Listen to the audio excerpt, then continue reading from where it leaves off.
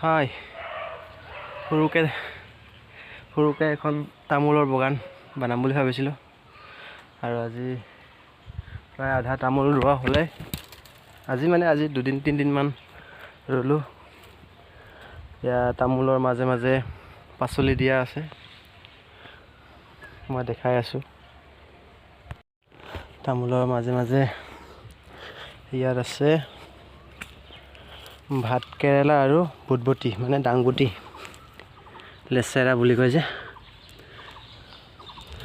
ইয়াত টেঙা শাক আছিলে, ছাগলী খাই শেষ কৰিলে। ঠাৰি কেইডালমান লাগি আছে, পাত ওলাব ধৰিছে।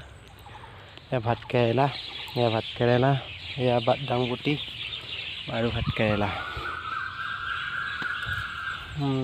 ইয়াতো দিয়া আছে দাংবুটি, ভাত কেৰেলা। এয়া তামোল আধা লগোৱা হৈছে আৰু আধা ইফালে লগাব আছে। আৰু ইফালে